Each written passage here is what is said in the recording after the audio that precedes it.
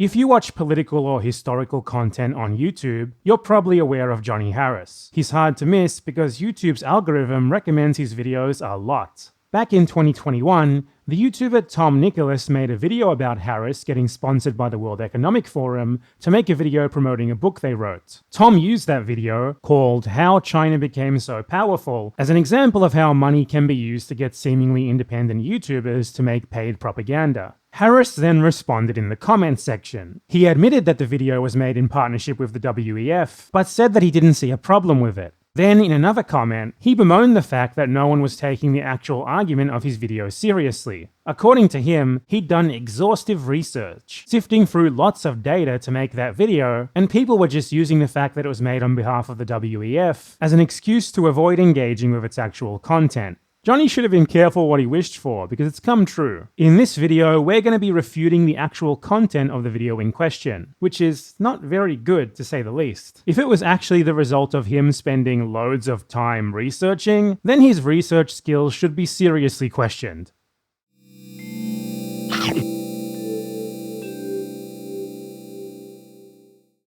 This video was made possible thanks to my supporters on Patreon and Ko-fi.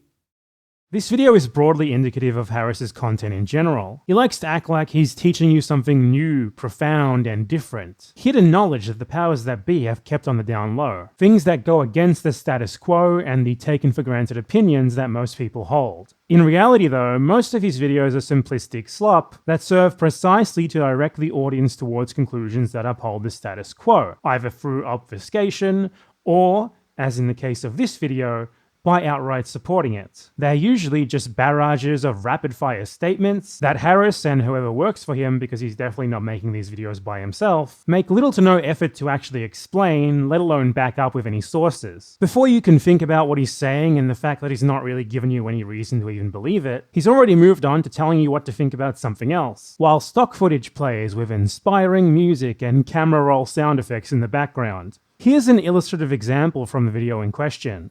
This was China, the Middle Kingdom, and right next door, India.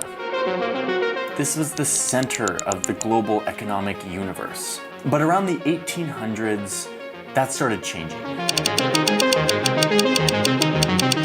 Over here in Europe and the United States, there was a major revolution that started taking place. Science, then machines, then weapons, trains, cars, flight, bombs, factories, cities. And with their new power, these countries started to expand to take over large swaths of the map. China remained a great civilization, but as the West started showing up, knocking on China's door with their big guns, China couldn't really match their firepower, and they had to concede land to Britain, which is how we got Hong Kong. The Industrial Revolution didn't really happen in China the same way it did in the West. And by the middle of the 1800s, China began a massive decline in its economic standing in the world. A century later, that situation got way worse, as China was invaded by its neighbor, Japan. China's economy was no longer the prosperous Middle Kingdom, but rather a shadow of itself, a poor country that was being occupied by outsiders. Once World War II was over, the West devised a new global economic and financial system. It was modeled after the economic system that was working so well in the West. Capitalism, free enterprise. That's really the essence of Johnny Harris right there. A flurry of no-context statements, thrown out with little explanation and backed up by nothing more than stock footage and his word. In the course of about 90 seconds, he describes China as having been one of the most powerful countries in the world. Then industrialization just sort of magically happening, which subsequently enabled the West to get stronger, expand, and attack China. Then there's a 100-year time skip. It's now 1945, and oh, Japan is invading China now, I guess. So China is suddenly relatively weak now, and oh, there's capitalism too apparently. What a ride that was. Harris has all of this completely backwards. He presents the Industrial Revolution like it's what enabled the European colonialism that he refers to as expansion. Yet said colonialism predated the Industrial Revolution, which began in the 18th century, by hundreds of years. So it was the colonialism that enabled the Industrial Revolution, not the other way around. The historian Eric Williams showed via exhaustive archival research that the profits that funded much of the first Industrial Revolution, and thus led to everything that that came afterwards, came from British slave colonies in the Caribbean. And that's just one small example of how the murder, subjugation, and dispossession of much of the rest of the world is what the West's economic power and the development of capitalism was built on. So it was colonialism elsewhere that gave the Western countries the advantages that they needed to subsequently colonize China and eliminate it as a competitor, rather than just some magical sudden explosion of technology and science that they then took advantage of. I love how he actually verbatim just exclaims, "Science!" It's like a Tim and Eric skit. Science. So huge L to China for making the fatal mistake of not killing, robbing, and enslaving people on the other side of the world to spur their own industrial revolution. The main narrative throughout this video is that free market capitalism is amazing, so his reasons for skipping over what actually happened so egregiously can be deduced pretty easily. It's a lot easier to make a video celebrating capitalist free enterprise if you ignore the much less savory reality of how it came to be, and he especially needed to do this because the World Economic Forum probably wouldn't be very happy about a video that presents the early development of capitalism, and capitalism in general for that matter, in anything but a glowing light. The final bit of that clip and what comes after it is particularly characteristic of the often chaotic, poorly structured, zero-substance nature of Johnny Harris's videos. The West devised a new global economic and financial system. It was modeled after the economic system that was working so well in the West. Capitalism, free enterprise, still with some government oversight and high taxes for the rich and corporations, but it was still capitalism. So there's a 100-year time skip to 1945, and capitalism is only being introduced now, not with the Industrial Revolution of 2 centuries beforehand, which he covered about a minute earlier. He then tells us that before this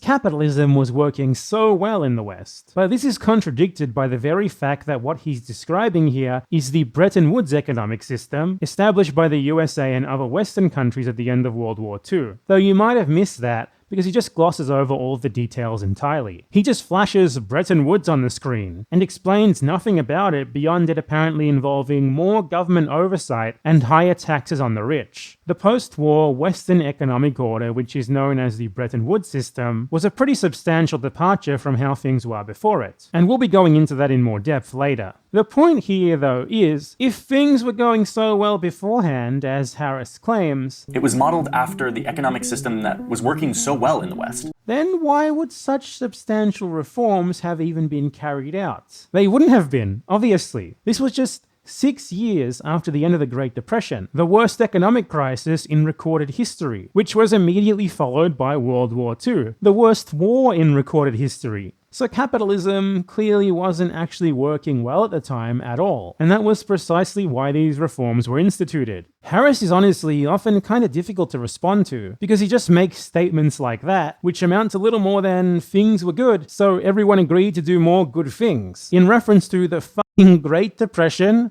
World War II, and the sweeping economic reforms that were carried out afterwards in an attempt to try and ensure that those things didn't happen again. It's genuinely childish. He presents history as if it has no context, no continuity, no nothing. To refute him, I had to go over the basics of what actually happened from scratch, because his video just doesn't actually explain anything at all. And it's not like he's just getting some minor details wrong either. He's grossly mischaracterizing everything and leaving out so much crucial information that contradicts him that any response to his claims takes 5,000 times more effort than he put in to make them in the first place. Like, he just blurts out that capitalism was working so well. That's a pretty bold statement to make about the world in 1945, given everything that had just happened in the decade or so prior. You'd think he'd at least expand on why he's saying that with some examples as to why, and maybe even, I don't know, provide some proof to back it up. But Johnny Harris is above such pettiness. He just says stuff and then moves on. The audience is to just trust him. His videos are just a barrage of statement after statement, 90% of them backed up by nothing more than his undue confidence, maybe 10% of them actually being followed up with any attempt to explain the why and how of what he's saying, and even fewer than that backed up up by anything even resembling a source. When he finally does get around to trying to present some evidence, it usually doesn't even actually back up what he's saying. And it's sometimes even presented as if it's some sort of special event. It's snappily edited and the music ramps up as if to say, "Look guys, I'm citing a source. I did it. You can trust me." He does exactly that in this video actually. After 7 minutes of rapid fire statements with next to nothing presented to even try to back them up, this happens. I have two graphs I want to show you. They look like this.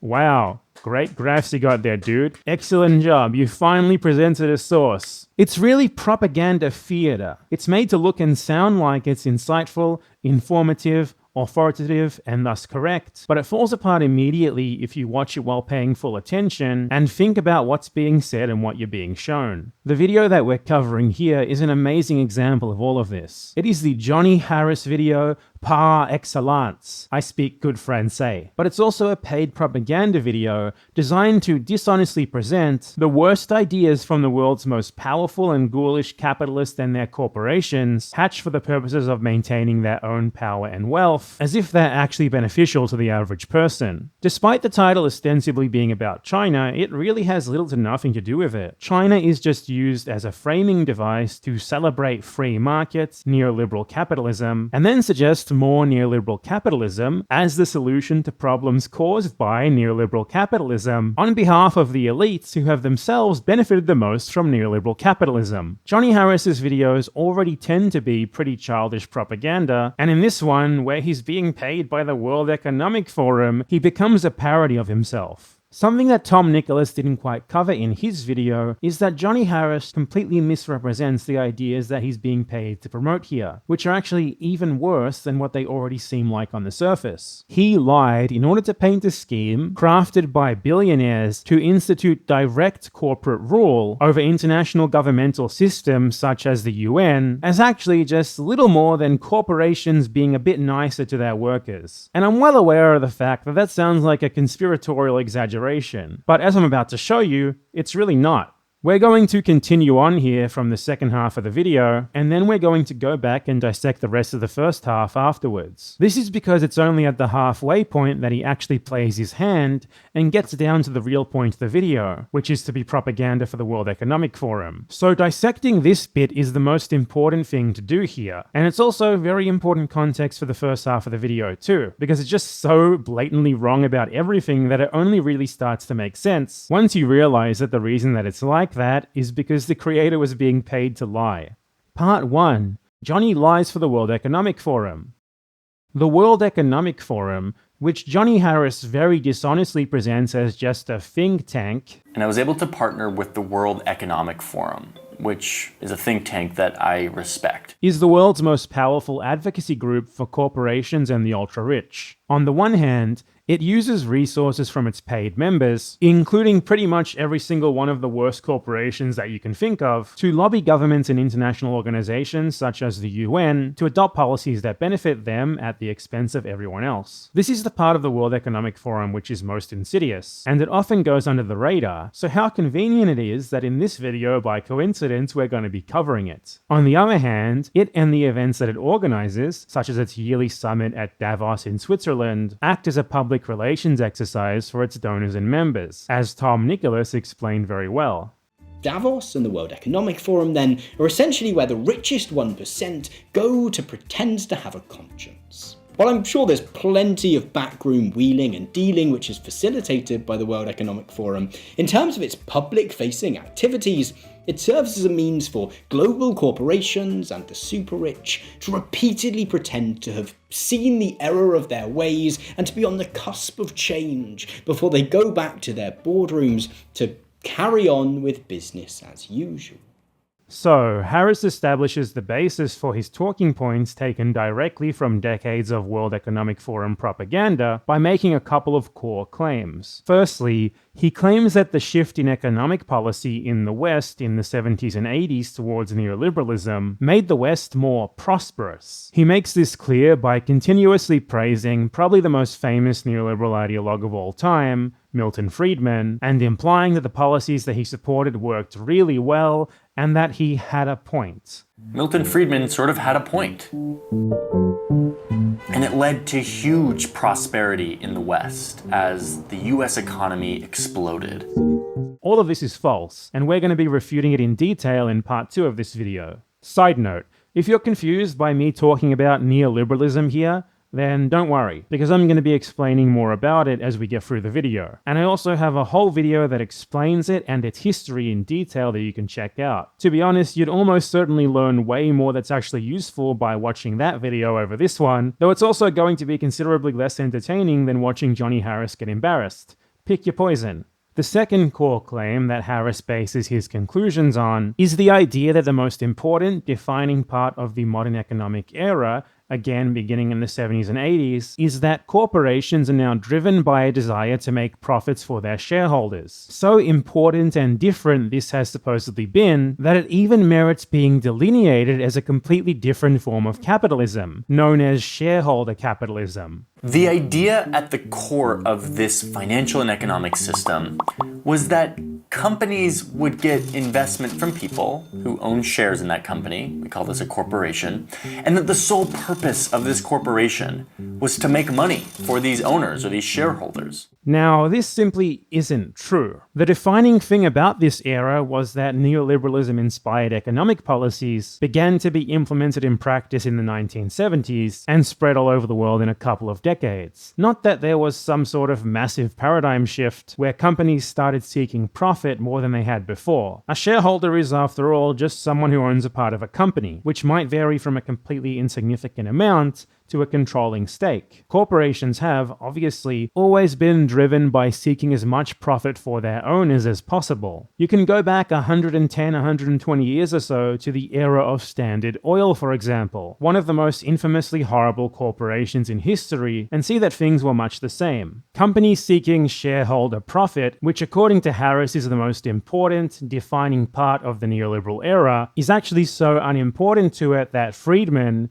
the theorist who he cites approvingly throughout the video, didn't even mention that in his own definition of neoliberalism. He wrote, "Neoliberalism would accept the 19th century liberal emphasis on the fundamental importance of the individual, but it would substitute for the 19th century goal of laissez-faire as a means to this end, the goal of the competitive order. It would seek to use competition among producers to protect consumers from exploitation, competition among employers to protect workers and owners of property, and competition among consumers to protect the enterprises themselves. The state would police the system, establish conditions favorable to competition and prevent monopoly, provide a stable monetary framework, and relieve acute misery and distress. The citizens would be protected against the state by the existence of a private free market, and against one another by the preservation of competition."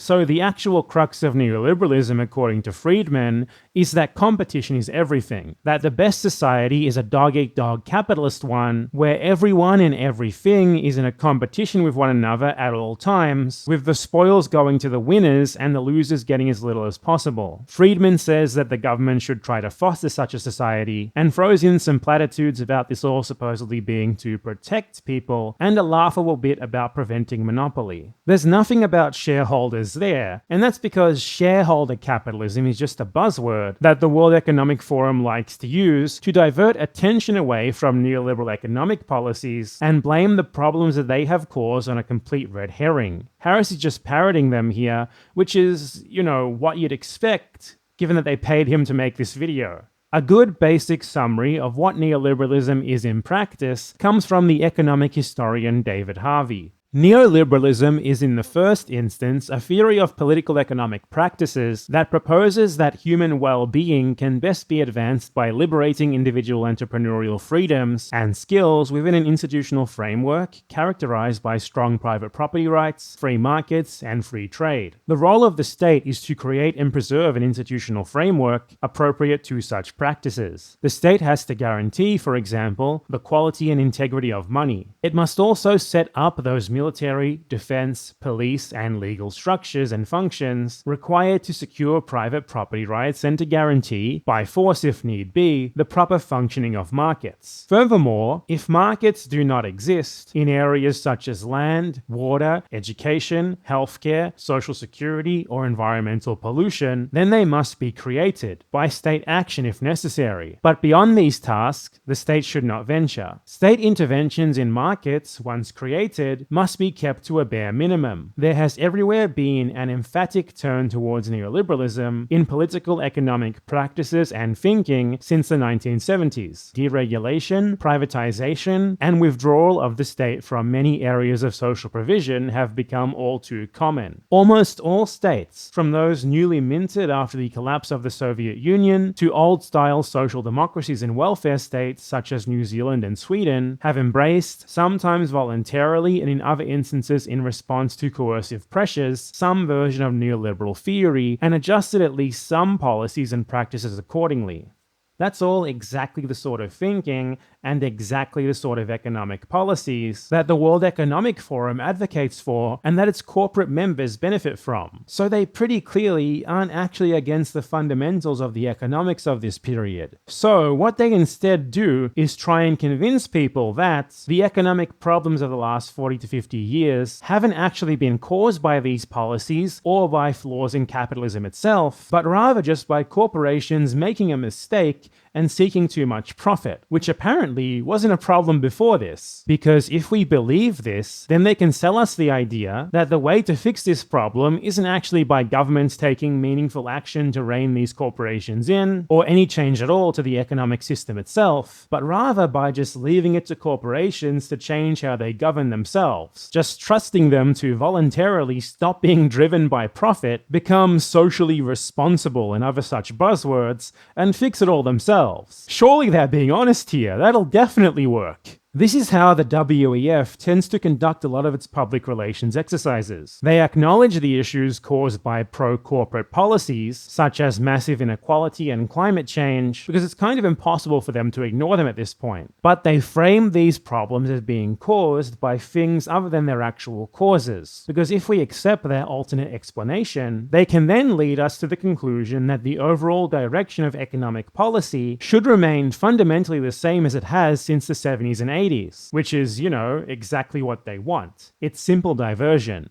So, once Harris has finally stopped lying to the viewer about the cause of those problems in the exact same way the World Economic Forum does, he, shocker, proposes the exact solution they do. But of course, he first takes a second to just offhandedly scoff at the idea that socialism might be an alternative solution. In true Johnny Harris fashion, no reasoning or explanation for this is given. So, what's the solution? Is it socialism? No, it's not. It is simply a new version of capitalism, a reframing of how we think about business and globalization. No, he says with utmost confidence. The real solution is to move on to another form of capitalism from this non-existent shareholder one. What we need to do is just change the way we think about business and globalization. He's not actually calling for any action in that buzzword salad, just a change in thinking, which is reflected in the solution that he's about to propose. Doing the same stuff, but reframing it as somehow actually beneficial for workers. The mythology of neoliberalism supposedly being good for normal people can no longer be upheld since the last 50 years of its practice have shown us clearly that that's not true. So it needs a rebranding, and here it is.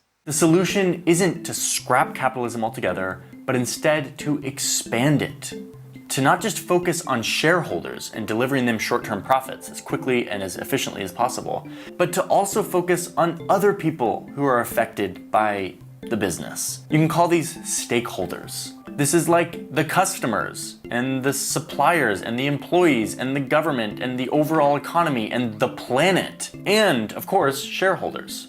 This is called stakeholder capitalism, and it's basically just an acknowledgement that businesses that focus only on profits for shareholders don't end up benefiting everyone. There are winners and losers. So the solution to the problems of corporations being motivated by self-interest is for corporations to magically just no longer be motivated by self-interest and to start just miraculously renouncing the profit motive getting themselves a conscience, and voluntarily helping everyone out of the goodness of their hearts, which they don't have because they're corporations. There's not any sort of actual call to action to make this happen. No government intervention, no regulations, no nothing. It's just something that we need to trust corporations to do themselves. Yeah, obviously this isn't going to happen. Corporations are not just going to regulate themselves out of a sense of social obligation. They're not just going to give up their wealth and power because they feel bad about having it. On the occasions that they do actually concede things to other so-called stakeholders, it is overwhelmingly because they're forced to do so by government action. And on the very rare occasions where it might seem like they're taking such actions themselves, it's certainly not out of a sense of obligation to other stakeholders. It's just because they've calculated that doing so won't damage or will increase their profits in other ways. For example, by giving them good publicity, by increasing worker productivity, or by keeping workers just happy enough that they're less likely to start advocating for something that might end up costing the company more. A good example of this is Amazon instituting a minimum wage of $15 an hour for American employees. It helps to make them look like they care about their workers, while at the same time, they do everything possible to bust their workers' efforts at unionization to prevent them from actually being able to exert collective pressure on the company and advocate for their own interests on their own terms. It's not about the company legitimately caring about its stakeholders or anything even remotely like that. It's about unaccountable executives deciding to give them a little bit in the hopes that they don't start demanding something more substantial that would lower their profits more. And Amazon, completely coincidentally I'm sure, just so happens to be one of the World Economic Forum's strategic partners. Tom Nicholas summed up the essence of all of this very well. The World Economic Forum's decision to work with Johnny Harris to create a video about how companies such as Apple and Walmart are currently enthusiastically moving away from shareholder capitalism and towards this vague notion of stakeholder capitalism is just another in a long line of examples of the forum attempting to convince us that, against all the evidence, they are even remotely concerned about anything other than profit. With everything that we've just been over in mind, I want to present you with a quote from this book, Stakeholder Capitalism, which is the book that the World Economic Forum paid Johnny Harris to make this video to promote. The head of the World Economic Forum just launched a book called literally Stakeholder Capitalism. It's an in-depth look at not only the rise of Asia and China, but also other major trends that help us understand the need to upgrade our capitalism. Klaus Schwab, the founder of the World Economic Forum, writes within it, I therefore advocate for a third system, which can be defined as stakeholder capitalism. It is capitalism in the traditional definition of the word. Individuals and private companies make up the largest share of the economy. This is, I believe, a requirement for a sustainable economic system. Private individuals and companies must be able to innovate and compete freely, as it unleashes the creative energy and work ethic of most people in society. The economic activities of such private actors must also be protected and guided to ensure the overall direction of economic development is beneficial to society, and no actor can free ride on the efforts of others. This is the kind of capitalism we ought to endorse. Do you notice how that sounds oddly similar to Milton Friedman's description of neoliberalism that we went over earlier? That's because it is just the same thing. The whole notion of stakeholder capitalism, as presented in this video by Johnny Harris and as obsessed about by the World Economic Forum, is just a rebranding of neoliberalism. Harris and the WEF erase the existence of neoliberalism entirely, creating this phantom of shareholder capitalism to shoulder the blame for its problems and act as a sort of non-existent scapegoat, in order to propose a solution that they frame as literally an entirely different version of capitalism, which even the slightest scrutiny reveals is still just neoliberalism, with some vague, PR-speak buzzwords thrown in to try and make it sound like it's somehow different. It's not. As political scientist Kyle Bailey wrote, now that the myth of free markets can no longer convincingly naturalize the public role of states in imposing actually existing neoliberalism, the discourse of stakeholder capitalism represents its continuation by other means. Despite pretensions to move beyond profit maximization, corporations' attempts to satisfy extra economic interests remain firmly grounded in the same capitalist market imperatives that proponents of stakeholder capitalism now claim to be addressing. Here's an even worse thing though. Harris isn't even actually being honest about what stakeholder capitalism, as promoted by the World Economic Forum in the book that he's trying to sell to his viewers here, actually is. His presentation of it is already incredibly misleading, dishonest, and really just full of lies. But he also left out the more unsavory and much more serious parts about what this term means to the World Economic Forum. You see, they don't just think that companies should take their stakeholders into account or whatever. For them, this notion of stakeholderism extends to everything, including national and international governance. They consider multinational corporations to be stakeholders of the world itself, who should have much bigger and much more direct seats at the table when it comes to political decision-making. The BS about corporations saving the world out of the goodness of their hearts by deciding to treat workers slightly better rather than seeking profits is cover for their ultimate idea of giving corporations even more political power than what they already have. This is articulated in the book itself. A company that has a multinational scope of activities not only serves all those stakeholders who are directly engaged, but acts itself as a stakeholder together with governments and civil society of our global future.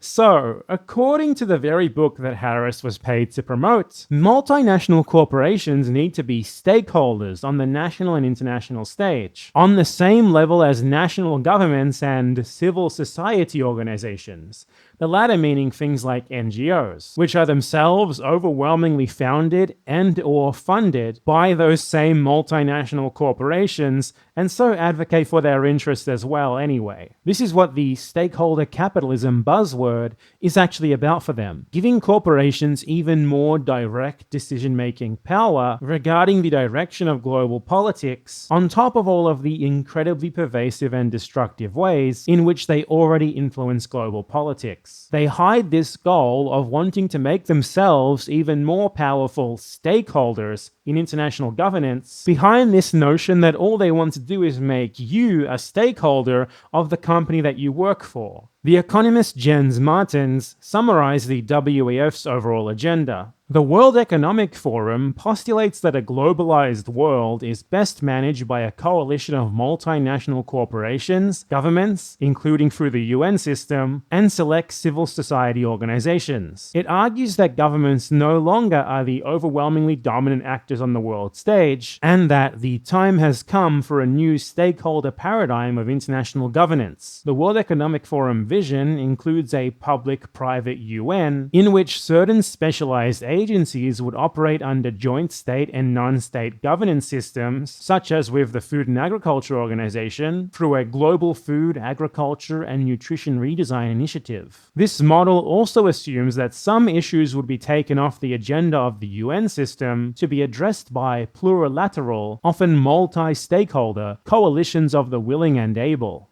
What the World Economic Forum is advocating for with this red herring of stakeholder capitalism is not the solution to the problems of neoliberalism that Harris presents it as, nor is it meant to be. It is, rather, the final form of neoliberalism. The fundamental neoliberal notion of total and complete competition is taken to the ultimate extreme. Corporations competing with governments for the power to govern in a much more direct way than they have before. And it's even worse with a bit more added context. Klaus Schwab, founder and chairman of the WEF, whose name is on the cover of the book, though, it was almost certainly ghostwritten, has said that he considers nation-states to be obsolete and that they should be replaced with a global issue alliance, which, based on their other statements, would probably be made up of multinational corporations. In context with everything else, it really makes it seem like their ultimate goal is not just the already incredibly worrying idea of taking substantial decision-making power away from states and handing it directly to multinational corporations, but rather to get rid of governments entirely and create some sort of anarcho-capitalist cyberpunk dystopia where corporations just plain control everything. Now, I don't want to fearmonger too much about the WEF's agenda here. While they have laid it all out pretty clearly and pretty explicitly, that doesn't mean that they've gotten their way or that they will. There is no World Economic Forum-led New World Order government on the way or anything, which conspiracy theorists often claim. Though given the kind of stuff that the World Economic Forum advocates for that we just went over, I can really understand how such conspiracy theories come to be. The WEF is just an advocacy group for corporations that asks the question of, how can corporations get even more power? And they came to the quite rational conclusion from their perspective of, they should try to seize more direct decision-making power from governments themselves. This is completely predictable and expected, which is precisely why corporate-governed dystopias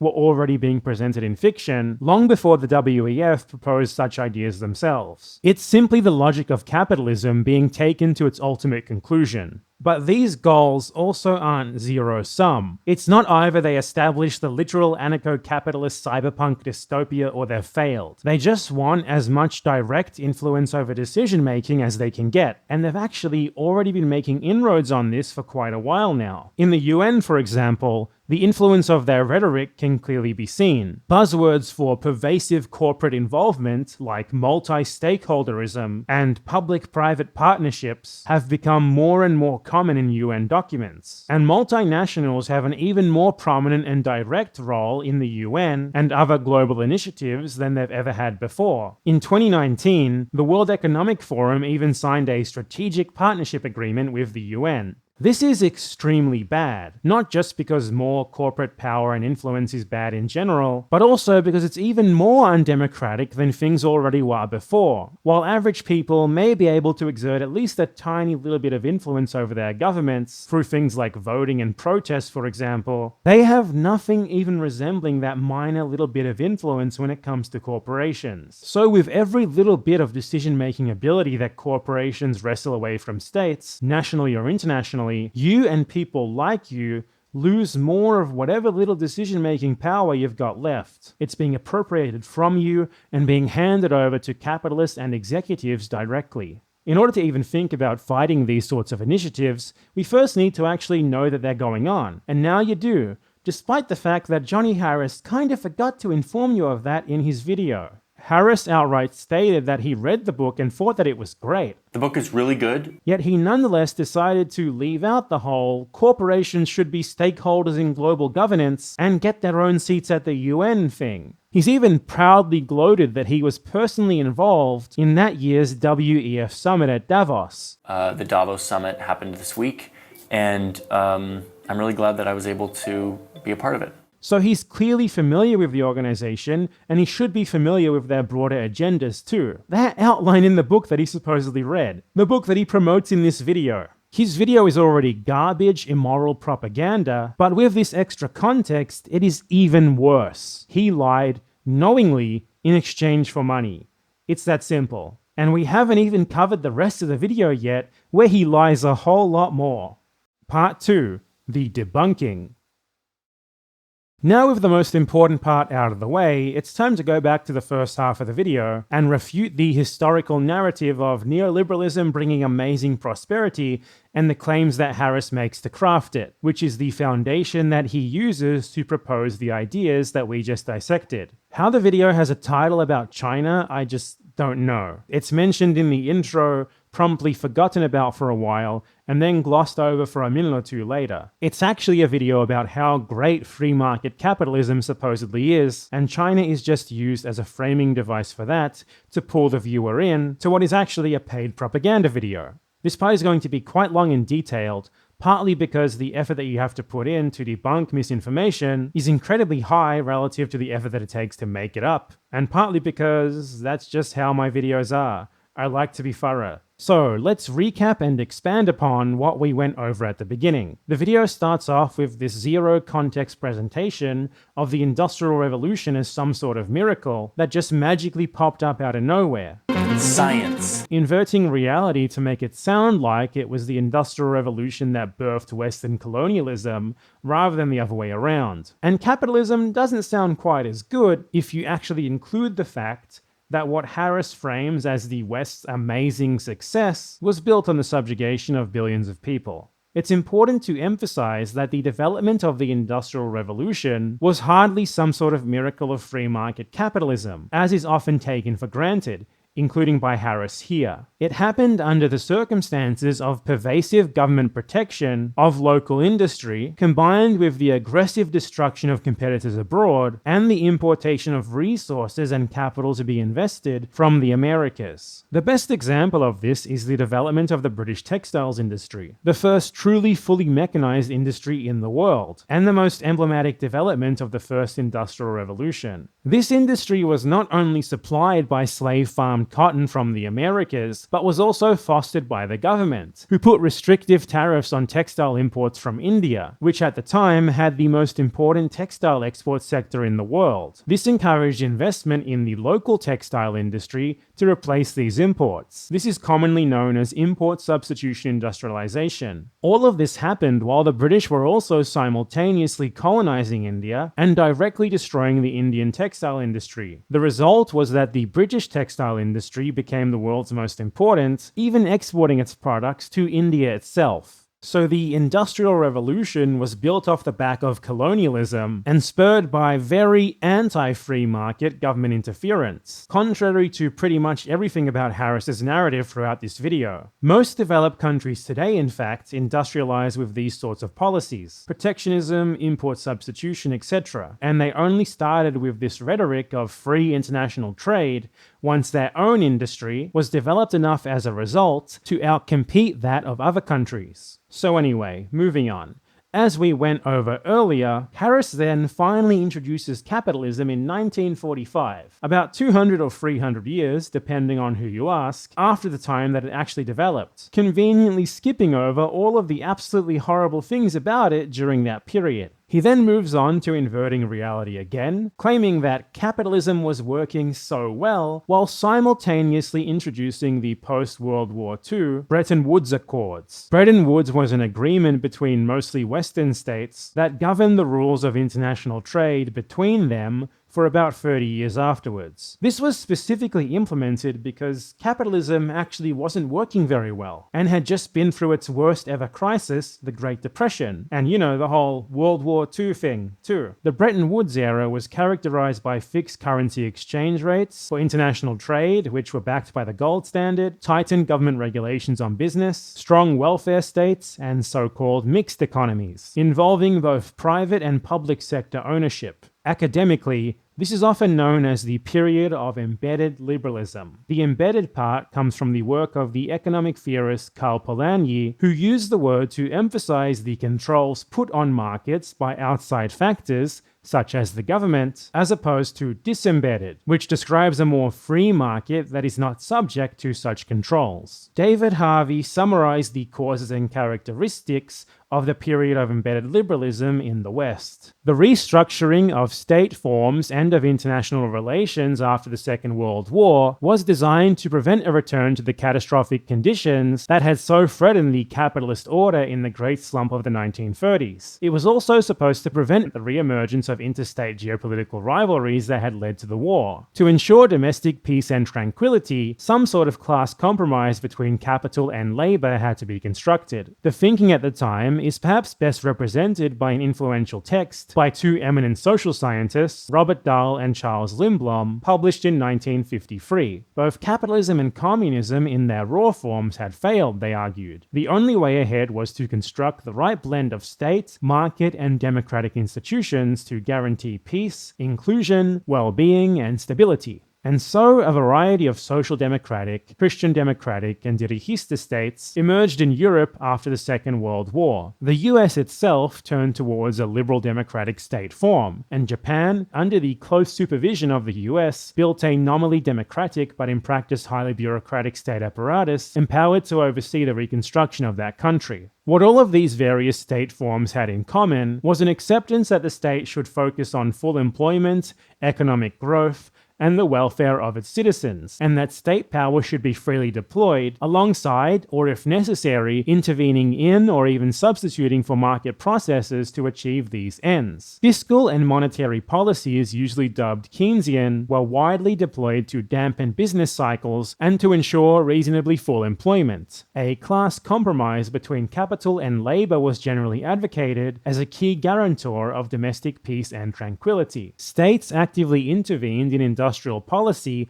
and moved to set standards for the social wage by constructing a variety of welfare systems, healthcare, education, and the like. This form of political economic organization is now usually referred to as embedded liberalism to signal how market processes and entrepreneurial and corporate activities were surrounded by a web of social and political constraints and a regulatory environment that sometimes restrained, but in other instances led the way in economic and industrial strategy. State-led planning and in some instances, state ownership of key sectors, coal, steel, automobiles, were not uncommon, for example in Britain, France, and Italy. The neoliberal project is to disembed capital from these constraints. So yeah, not exactly the sort of thing that Harris is advocating for in this video. Harris glosses over the amount of government intervention that actually characterized this era, acknowledging only that it involved government oversight and higher taxes and regulation, but nonetheless framing it as largely the same as before, a continuation of something that was working so well, which is a very audacious thing to say about the period immediately following the Great Depression and World War II. He then credits a vague notion of capitalism with rebuilding Europe after the war, as if it was just the wonders of the free market that did it or something. Seriously, he talks about this in the same way that a missionary would tell you about the miracles of Jesus Christ. Capitalism, free enterprise, still with some government oversight and high taxes for the rich and corporations, but it was still capitalism. And after the war, this capitalism would go on to become a miracle for many countries, rebuilding Germany, France, Japan. For many in the West, post-World War II capitalism was like a magic elixir that was fixing everything. He verbatim calls it a magic elixir that was fixing everything. At least try to be subtle, come on. His core claim in that segment is that capitalism caused a miracle that rebuilt Europe after World War II, implying that what happened was some sort of miracle of the free market. That couldn't be further from the truth. What happened after the war is that much of Europe was destroyed, while the USA, due to its geographic position, came out not just unscathed, but with a booming economy. So Western European countries, along with others such as Japan and South Korea, were absolutely desperate to rebuild, and the USA was the only game in town, since they obviously wouldn't have let them seek help from the USSR even if they wanted to. The US used this monopoly to create the Marshall Plan and other adjacent initiatives, which gave aid to those countries. The catch was that this money could only be used to buy resources, such as food and building materials, from sources that the USA had chosen, which usually meant from the USA itself. This not only meant that the money from the aid was just flowing right back to the USA anyway, but it also allowed its exports to penetrate into Europe in a much more long-lasting fashion. All of this was imposed by the USA on countries that were in no position to refuse. So, it was an initiative conceived by the US government, directed by them every step of the way, to give their country a functional monopoly over post-war trade and ensure their influence over the aid recipients. That is how these countries were actually rebuilt after World War II. Not by the wonders of free market forces, but by pervasive and often coercive state action. But Johnny Harris frames it as some sort of magical free market explosion, where the magic words of capitalism and free market just caused miracles to happen. But again, the reason that Harris can't be honest about this and just glosses over it so childishly is because the thesis of this part of the video is just that free market capitalism is super awesome, because that's what the World Economic Forum mandated conclusion needs it to be. So if you acknowledge the fact that the post-World War II rebuilding of Europe was carried out under just about the furthest thing from the principles of free market capitalism imaginable, his entire narrative would crumble. Harris then makes this statement. It was working so well that more and more people started to believe that we needed to get government out of capitalism and let the market just do its thing. This is another claim that's just contradicted by his own narrative. Everything was just working so well after the war with embedded liberalism that this drove people to want to change things by completely abandoning everything that had characterized that system and all of its magical miracles. We're only 2 minutes in, and Harris has said something stupid, nonsensical, or contradicted himself just about every other sentence. Anyway, so this just isn't true. Normal people weren't suddenly like, "Ah, man, this sucks. I hate being guaranteed a decent wage. I hate having public healthcare and social welfare. I hate that corporations can't just do whatever they want, and that I actually have some bargaining power, so they have to at least give people like me some concessions. You know what I want? I want all of that gone. Now." The people that were advocating for this were businessmen, executives, and their paid propagandists, Johnny Harris's forebears, like Milton Friedman, the one singular person who he actually presents as evidence for his idea of people wanting to just let the market do its thing. One of the major advocates for this idea of unfettered capitalism was this guy. There has never in history been a more effective machine for eliminating poverty than the free enterprise system and the free market. A Chicago-based economist named Milton Friedman. If they fail, they bear the cost. If they succeed, they get the benefit. This turn towards letting the market do its thing, as Harris describes it, began in the early 1970s. It's called, as we went over earlier, neoliberalism, not shareholder capitalism, and its conception actually long predates the time frame that Harris seems to ascribe to it. Its public advocates, who had been paid to push it from the mid-1940s onwards by the ultra-rich via think tanks such as the Mont Pelerin Society and the Institute of Economic Affairs, had long been lobbying for a turn to neoliberalism. This advocacy was, from the very beginning, in opposition to embedded liberalism and Bretton Woods, because capitalists considered this system to be too restrictive on their interests, not, as Harris claims, the post-war period being super awesome, causing people in general to, for some reason, just incomprehensibly decide to get rid of everything that had characterized it and replace it with something else. The actual reasons behind this turn to neoliberalism are a lot less savory than that. Embedded liberalism began to run into problems in the early 1970s, and the 1973 oil crisis was the definitive nail in its coffin. Numerous prominent scholars on the subject, like David Harvey, Gerard Dumeniil, and Dominique Levy, have concluded that the upper classes took advantage of this chaotic situation to push for the replacement of embedded liberalism with neoliberalism. Up until this point, neoliberalism had been little more than a fringe economic theory pushed by their think tanks and a couple of bought and paid for university economics departments like Friedman's University of Chicago. But now they had a chance to make it reality, to rapidly put it into practice. The post-war system had greatly reduced their economic power from its pre-war levels, and they wanted it back. Neoliberalism in practice was first implemented via imperialism. The USA backed a bloody military coup in Chile, where an elected socialist government was overthrown via military coup and replaced with a neoliberal military dictatorship. Economists,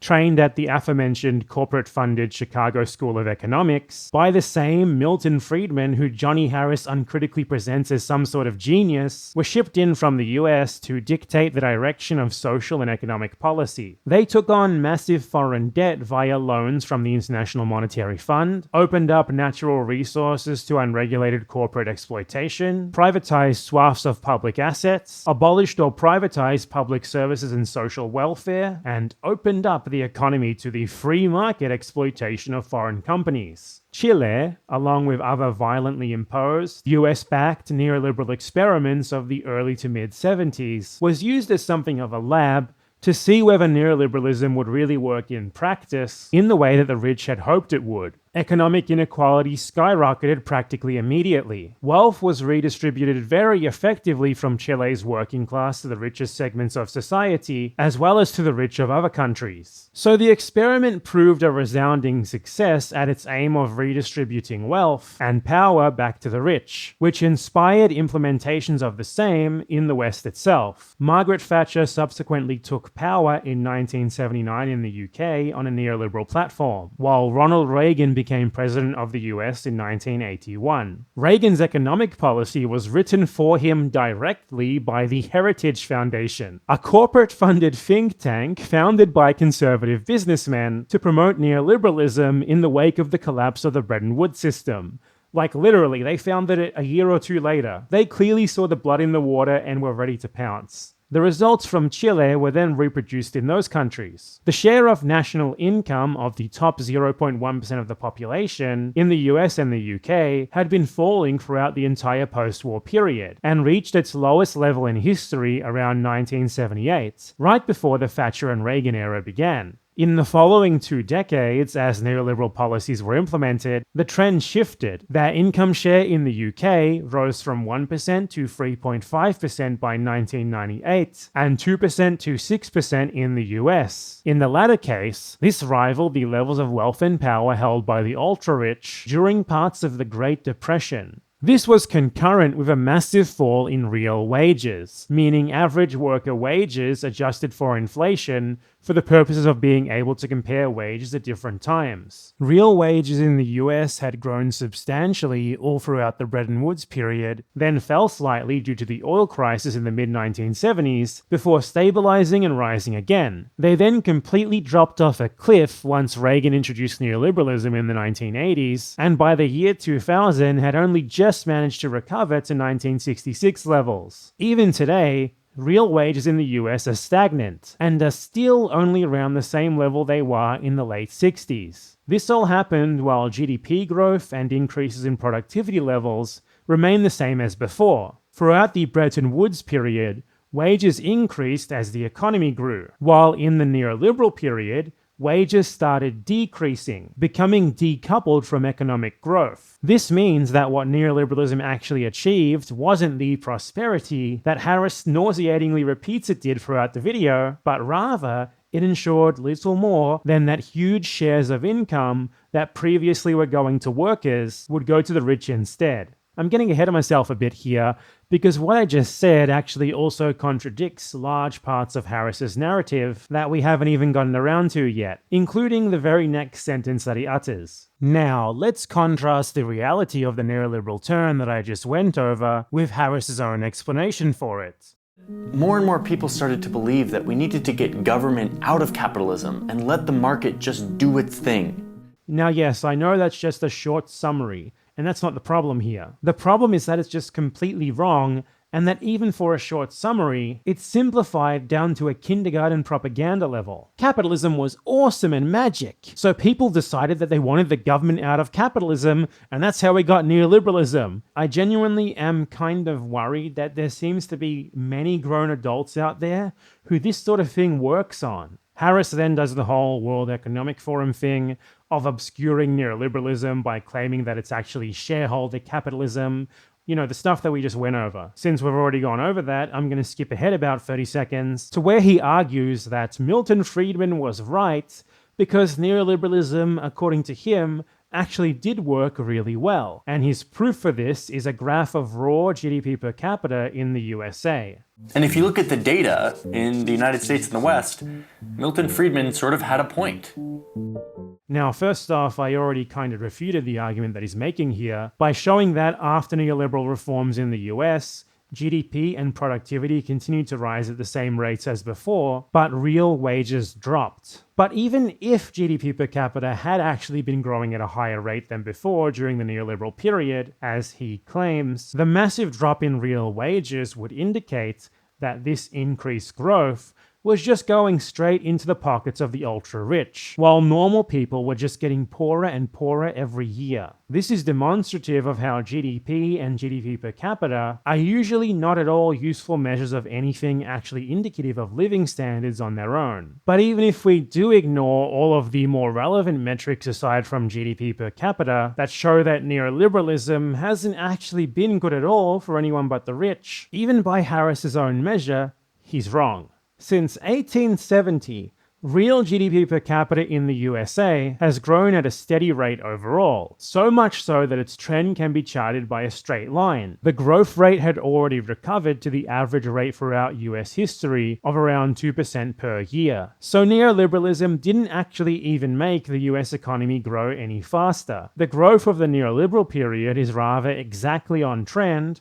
with the average rate of growth throughout US history. All up, the growth of the period of embedded liberalism from 1950 to 1980, where GDP per capita nearly doubled, was actually higher than the growth from the 30-year period after Reagan brought neoliberalism to the US from 1981 to 2011, where it only increased by 65%. By starting his graph in 1960 and using simple raw GDP per capita figures, Harris obfuscates this. Though this was probably unintentional and just a result of him not being good at research, because the first result on Google for USA GDP per capita is a graph from the World Bank, which his animation lines up with exactly. The reason why his graph has that rather flat curve during the Bretton Woods era that makes it look like neoliberalism increased GDP per capita at a higher relative rate afterwards is because this graph is of GDP per capita in current US dollars, meaning not adjusted for inflation. So the seemingly flatline growth in the 1960s in Harris's graph is an illusion. Inflation was low and stable, and then it skyrocketed in the 70s and 80s. Even though this money was worth significantly less relatively, as prices had greatly increased, the raw GDP per capita number nonetheless still went up as a result.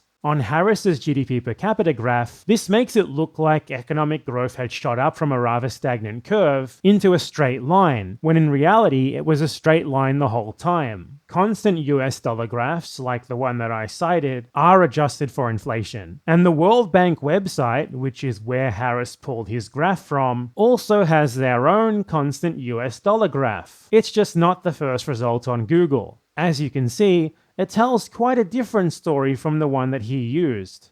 So, this is the first actual source that Harris tries to present in this video. 3 minutes in, after having already made a ton of claims that were just screaming out to be sourced. It is the first result from Google, and it doesn't actually prove what Harris claims it does. The opposite is actually true, because inflation-adjusted versions of this graph disprove his claim that Milton Friedman was right, as GDP per capita did not actually grow any faster after neoliberal reforms. On top of that, GDP per capita used as the only metric here to argue that neoliberal policies were making things better would hardly be enough to prove his claim anyway, even if the data was actually on his side, since that says absolutely nothing about how that income is actually distributed. As you can see, on the odd occasion where Harris does bother to try and source a claim, it can go pretty catastrophically. Harris continues on from here. And it led to huge prosperity in the West as the US economy exploded.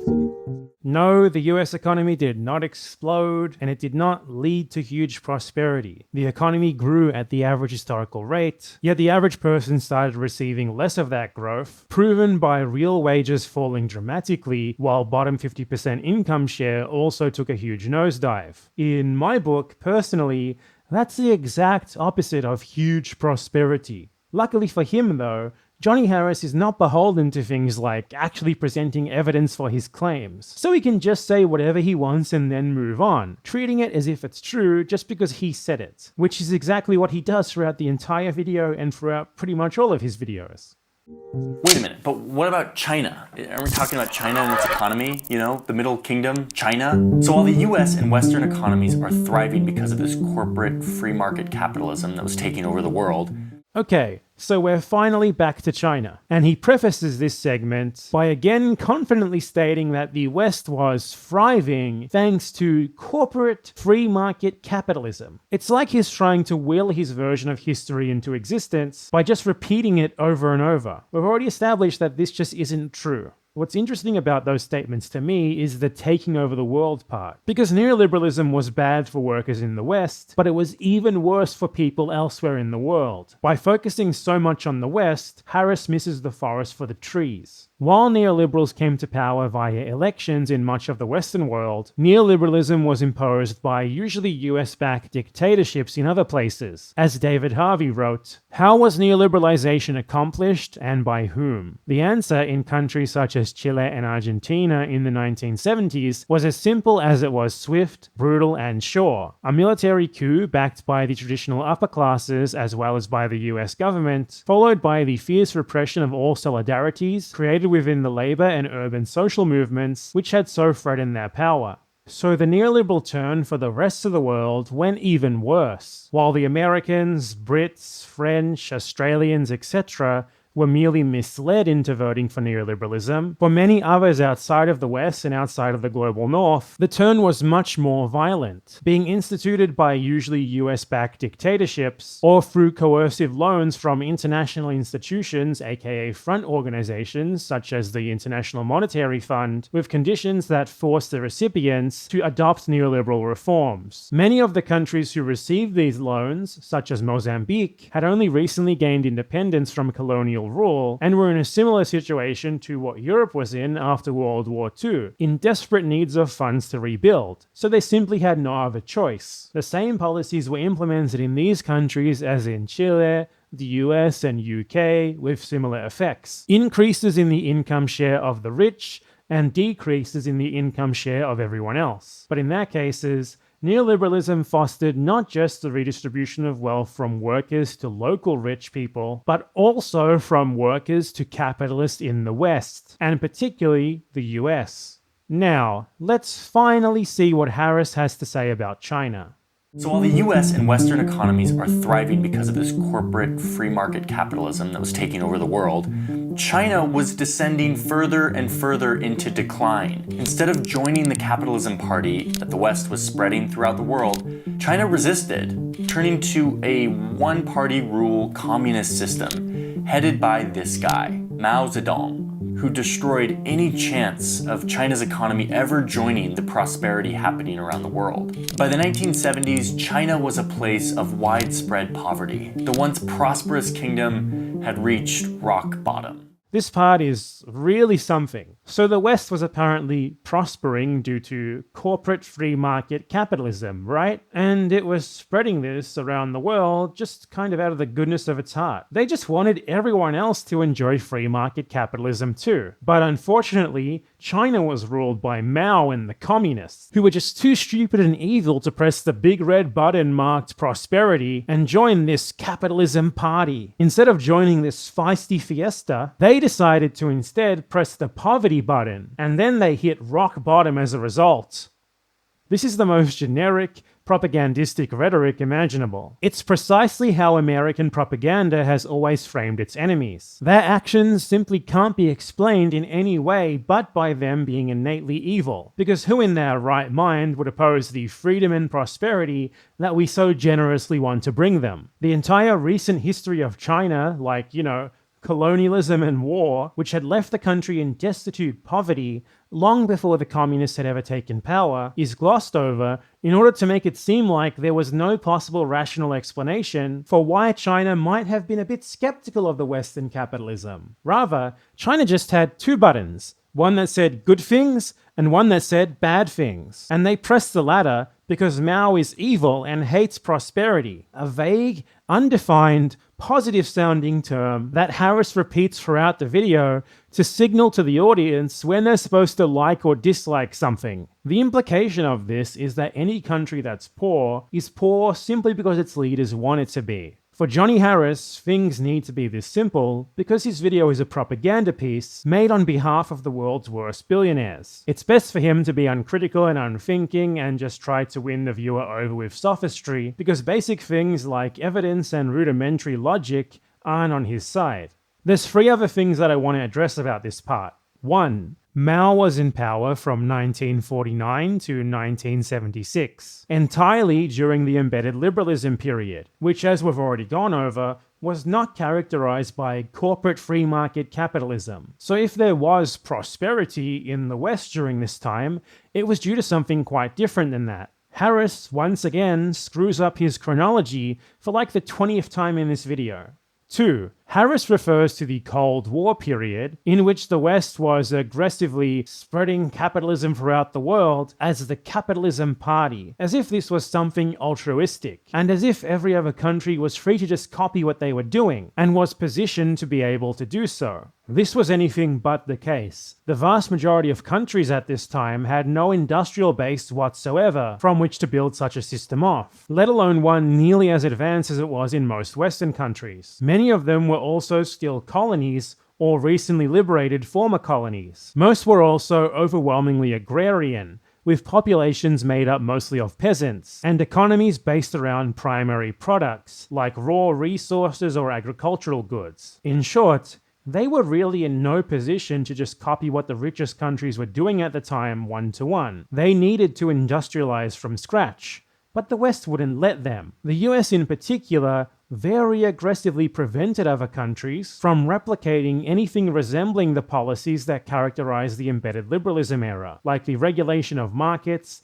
controls on capital flows, and forcing companies to compromise with workers. Those sorts of policies were reserved for themselves and their allies only. When other poor countries tried to industrialize in much the same ways that they had, tried to regulate the ability of foreign countries to extract their resources, or did pretty much anything aimed at curbing the power of corporations to better conditions for normal people, the USA and their allies would step in to try and stop or at least impede their progress. Guatemala, Indonesia, and Iran are just 3 examples out of the many countries they targeted that were trying to pursue regulated capitalist paths to development because that was inconvenient for the profit of the West. So they intervened to ensure that they were violently stopped from doing so, with at least hundreds of thousands of people being killed as a result. So there was no capitalism party that was just open to be joined. Harris's characterization of events is not just simplified, it is outright wrong and intentionally misleading propaganda. At least I hope it is, because I really hope that he's not this dumb. He needs to have a simplistic villain who solely through their own personal, irrational evil prevented China from joining the good guys and doing capitalism to become prosperous, because the reality casts this supposed party of free market capitalism in a much less flattering light. Free.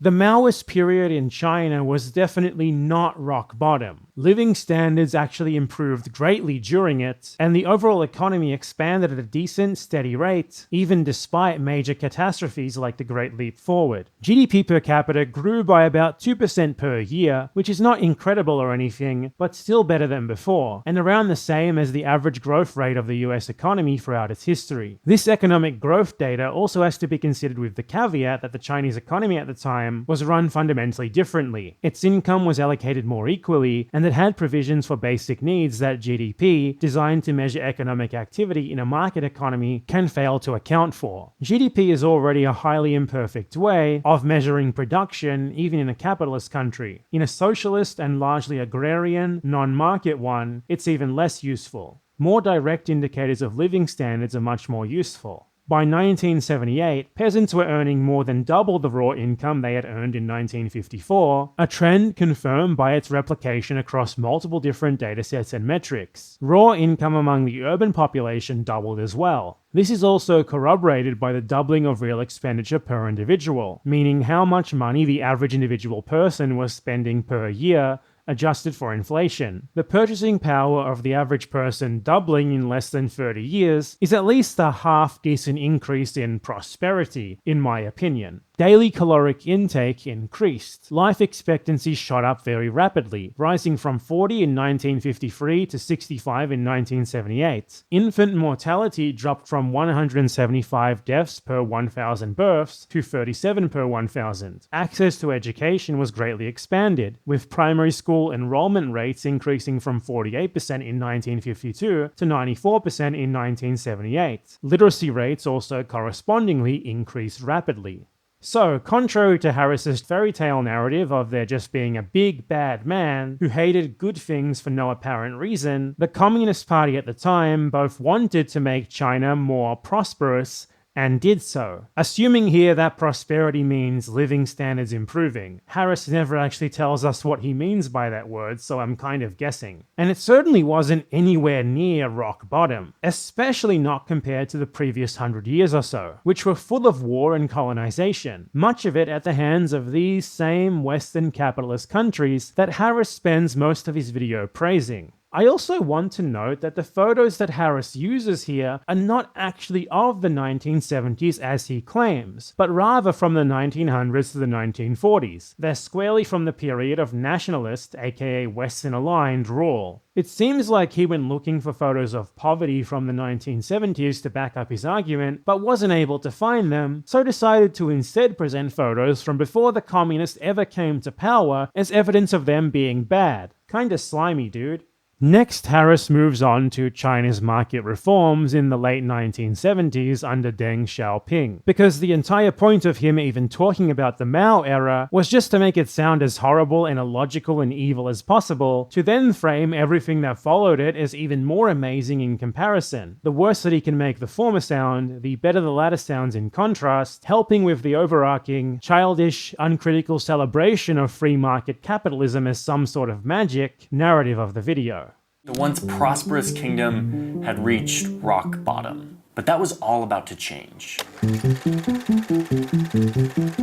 So it's the 1970s, and this is China's new leader, Deng Xiaoping. He came into power hoping to turn around this 150 years of humiliation in China, the decline of China as a superpower. Elsewhere in the region, China's neighbors had economies that joined the global economic party that was happening in capitalism, and they were thriving. They saw immense economic miracles and pulled millions out of poverty. Really, all he does is just make statements and then use positive-sounding adjectives to tell the audience what they're supposed to think and feel. Thriving! Economic miracles! The reality of what happened in these countries is nowhere near as simplistic as Harris needs it to be for his propaganda to work. Singapore and Hong Kong, for example, are tiny city-states, used as hubs for global finance and trade due to their unique status as separate jurisdictions from much larger neighboring countries. And they only even came to have this status in the first place due to unique historical circumstances related to colonialism. That's not something that can at all be replicated in the vast majority of countries, let alone a massive one like China. And whether replicating it would even be desirable at all is also very questionable, given that Hong Kong,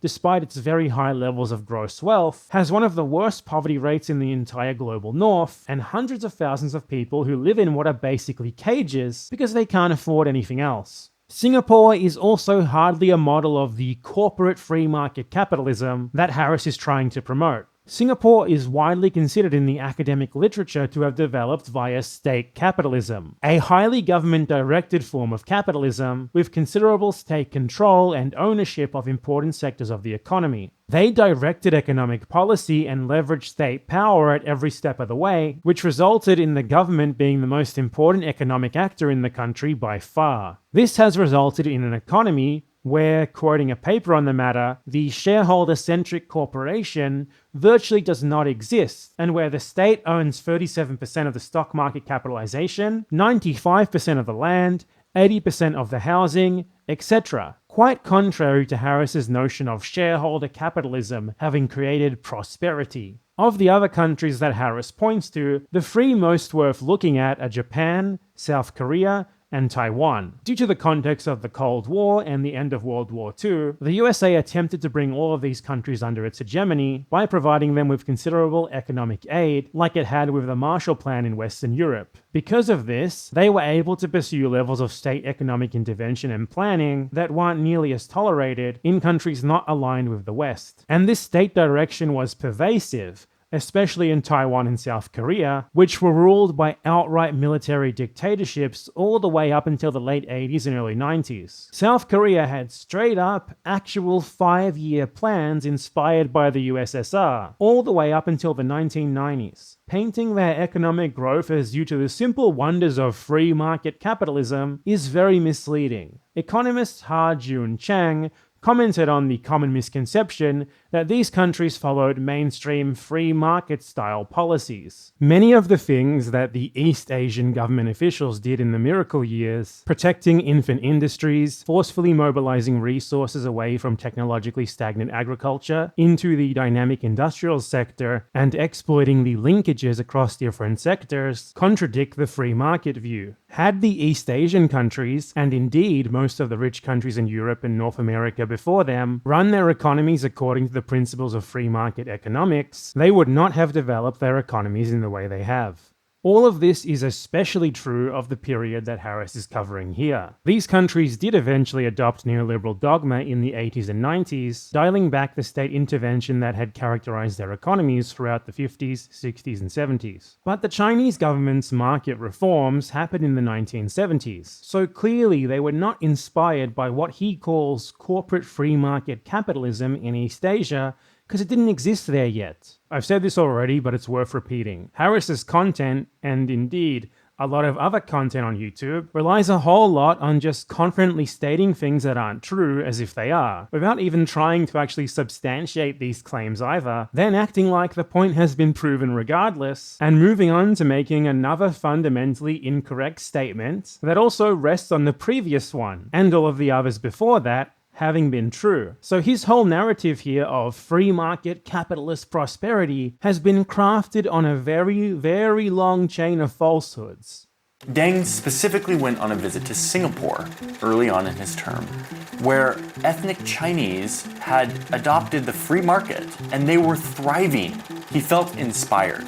The Maoist economic doctrine that had failed was over, and it was time to see if China could rebuild its economy, experimenting with some version of capitalism. People didn't adopt the free market. That's not how this works. You can't just individually decide that you want to do free market capitalism. No more than I can just individually decide that I want to do communism. These are overarching socioeconomic systems, not individual choices. These people lived under capitalism not because they had adopted it, but rather just because they happened to live in a capitalist society. But yeah, we've already been over what Singapore actually is and was, which conflicts greatly with Harris's narrative here. What do you think it was that Chinese government officials may have seen when they visited Singapore? That Chinese people are capable of running businesses? Like they have some sort of essential business running essence or something that they weren't aware of before? Or a state-led economy that they might have been able to learn something from for their own state-led economic reforms in their country. You don't need to think about it very hard to arrive at the latter conclusion, because the first option is kind of ridiculous, and that is in fact the case. The Communist Party came to see Singapore as something of a referent precisely because it was an example of an already existing model in which the state remained economically dominant. But apart from that, Harris's timeline is again just totally messed up.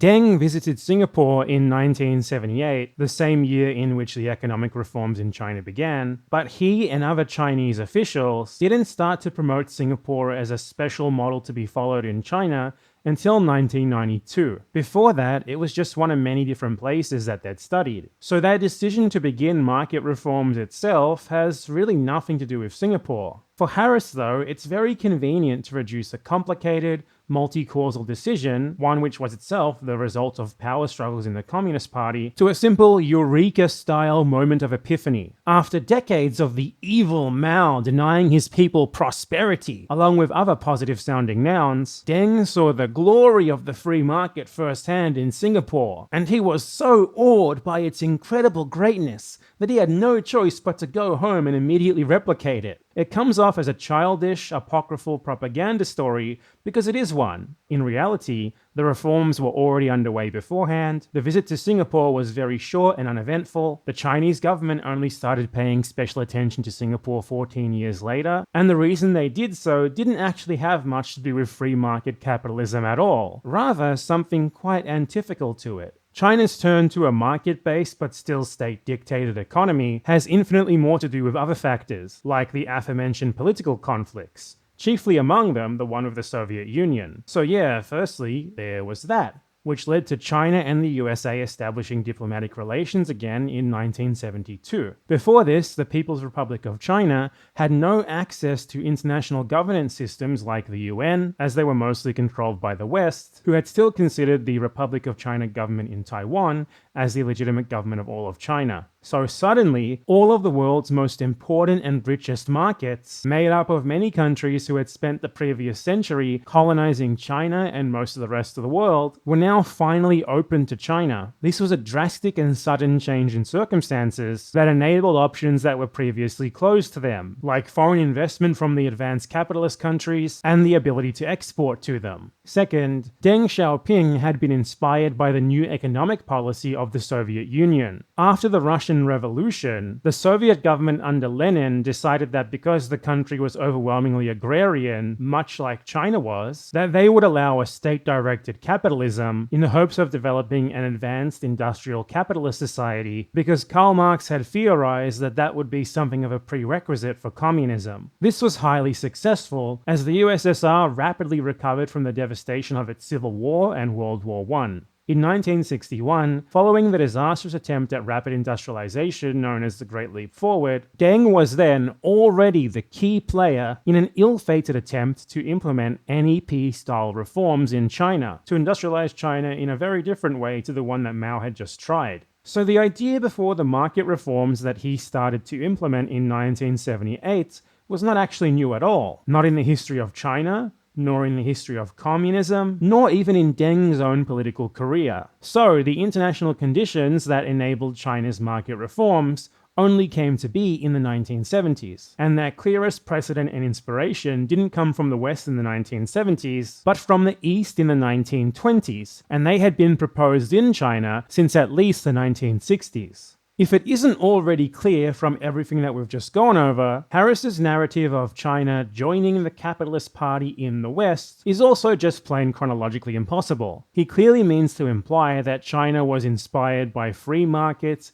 neoliberal capitalism, rather than the embedded liberalism of the Bretton Woods period, given his constant references to arch-neoliberal Milton Friedman, his earlier delineation between the Bretton Woods period and the neoliberal period that came after, and the fact that he outright praises free market capitalism like a dozen times. Actually, more than that. But China's reforms actually started before the turn to neoliberalism in the West. They started in 1978. Thatcher was elected in 1979.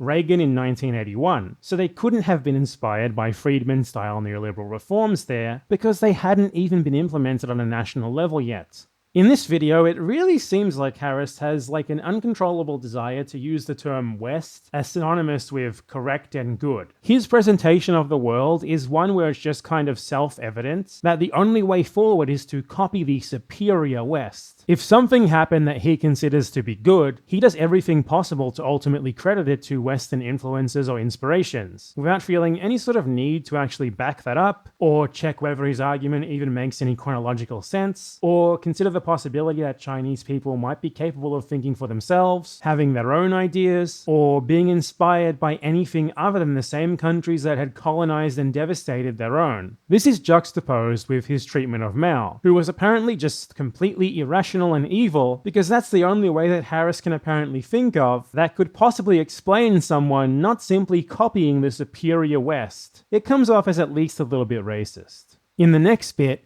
Harris reduces all of Deng's market reforms to just him focusing on one little village, the special economic zone of Shenzhen. He frames it like Deng started out by creating a little secret capitalist project, developing this one town into a bustling industrial city. But the reality is that this was just one small part of a much wider reform program, which also included 3 other special economic zones established in 3 other places at the same time. So why does he focus on it so heavily? This remark makes it clear. Deng Xiaoping designated this little town as, quote, a special economic zone, where foreign companies could set up and invest in a very capitalistic free market. Claiming China's highly regulated, very state-directed system as some sort of success of free market capitalism would obviously be ridiculous. So in an attempt to get around this complication, Harris, providing no evidence for his claims at all, says that Shenzhen had a free market, and then he just casually acts like that represented the rest of China and that it was replicated everywhere else, despite having done absolutely nothing to even remotely argue for or evidence this extremely false claim. He then uses it as the basis to claim China as a whole as a victory of the same type of free market capitalism that Milton Friedman espoused. This starts happening all over China, and meanwhile, Milton Friedman's back in the US being like, yep, told ya. Soon there were a bunch of cities designated in China for special economic activity, or basically capitalism in a socialist country. Something I haven't mentioned yet is that big parts of his narrative here are just ripped straight from the World Economic Forum propaganda book that he's being paid to promote here. I've actually been giving Harris way too much credit. He didn't come up with like half of this stuff himself. The Singapore story, followed immediately by the Shenzhen story, comes straight from the book. But Harris actually went even further than the book did. Its description of China's special economic zones is simply that they're places where foreign companies were allowed to operate with some tax incentives under government-imposed conditions, in contrast to the rest of the country where such enterprises were entirely illegal. A surprisingly accurate description, and far from free market capitalism. Sometimes you can just refer back to the very book that he's advertising here and use it to refute him. Anyway, so on to the Milton Friedman part. Friedman absolutely did not approve of China's state-led economy. He certainly may have liked it more than what it had before, but it was far from anything close to resembling his neoliberal ideal. We have direct evidence of this, because Friedman actually went to China and spoke with Communist Party officials, who outright argued against him about the very fundamentals of his beliefs. They had major disagreements on topics like private property rights, state interference in the market, and state economic planning. If anything, China proved Friedman wrong, that the sort of government interference that he so despised could achieve what he'd claimed it couldn't. But Harris, undeterred by the truth, just inverts reality yet again and claims the exact opposite. One of the things you might have noticed that Harris does a lot in this video is to muddy the distinction between different types of capitalism, ironically while also trying to create his own distinction between different types of capitalism. His video is very overtly pro-free market capitalism specifically, yet in one sentence he'll talk about how great the free market is, and then in the next, he'll just say capitalism alone. And this last bit about China is where this muddying of the waters came to its head. China has obviously never had anything resembling free market capitalism. Harris pays a tiny little bit of lip service to this fact for like a second. It was still socialism, but with some Chinese capitalistic characteristics. Then just forgets that he ever said that, and immediately continues on, as if China is nonetheless an example of the free market dogma that he's trying to promote. It's the same thing that he did earlier when he claimed the Bretton Woods period and the Marshall Plan as examples of miracles of the free market, rather than the heavy state economic interference, planning, and control that actually characterize them. Johnny Harris and the corporations that the World Economic Forum represents probably wouldn't be very happy if we went and looked at the actual reality of China's state-led economy with fairly routine executions of billionaires and took it as a model to be followed. Yet such is capitalist propaganda, contradictory by nature. China becoming a world power through heavy state intervention and very directed and deliberate government-led economic policy doesn't fit into their narrative of what kind of economic policies are supposed to work best. So they need to obfuscate those facts and find roundabout ways to claim that it's actually still somehow an example of the wonders of free market capitalism. This video is a fine example of that practice. But wait, I haven't yet actually provided any evidence for my claim that China doesn't have a free market economy. Silly me. Allow me to cite a source. A book called Stakeholder Capitalism by the founder and head of the World Economic Forum. In recent decades, another form of capitalism emerged as an alternative, state capitalism. In China, to take the most notable example, the private sector now produces more than 60% of GDP. Despite this, the state is still considered the most important stakeholder and retains power over individual shareholders. The government achieves its dominant role in at least three ways. First, it keeps a strong hand in the distribution of resources and opportunities. Second, it can intervene in virtually any industry. And third, it can direct the economy by means of large-scale infrastructure, research and development, education, healthcare, or housing projects.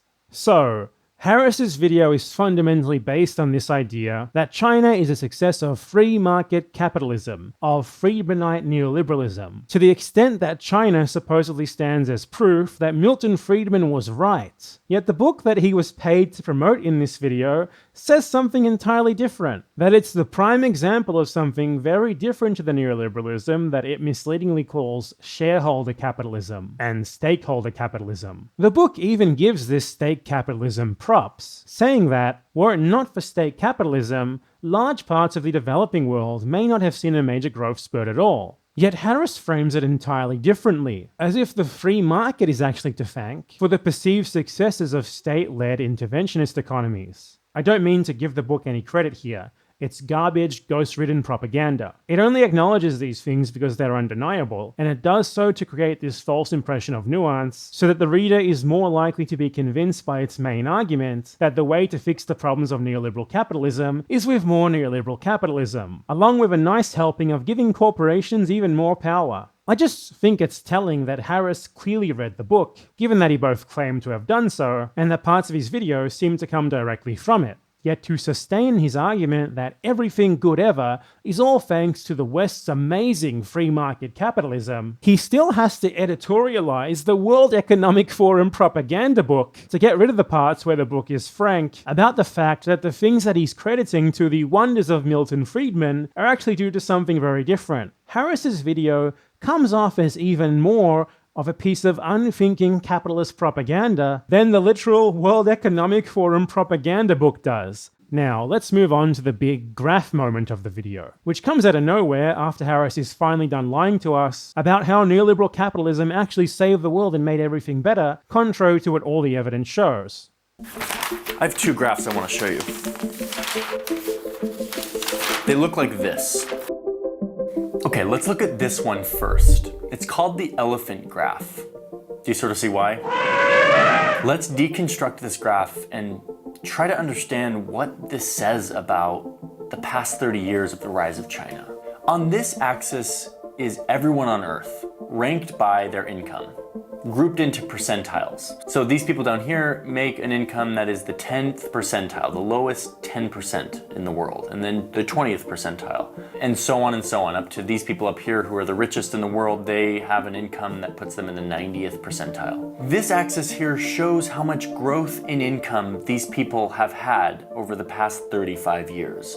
Basically during the heyday of shareholder capitalism and the rise of China. So you'll see how this plays out in just a second. Let's start plotting how much income growth each of these groups saw over the past 35 years. The bottom 10% saw their incomes grow by around 75%. Not bad. These are people who live in the poorest countries, who make the lowest income in the world. The 20 to 30 percentile saw huge growth in their income, 125% and more over the past 35 years. This is like the new middle class in China and other Asian countries who saw huge income growth due to globalization. They did really well under this system. Just want to pause for a second here to note how Harris is again claiming China for what he calls shareholder capitalism, despite the very book that he's promoting calling it something very different. But then you start to get to the people in the 50th and 60th and 70th and 80th percentile. This is basically people who live in the middle class in the West. Their incomes have grown much slower, sometimes under 50% over the course of 35 years, which is little over 1% a year. Not very much income growth.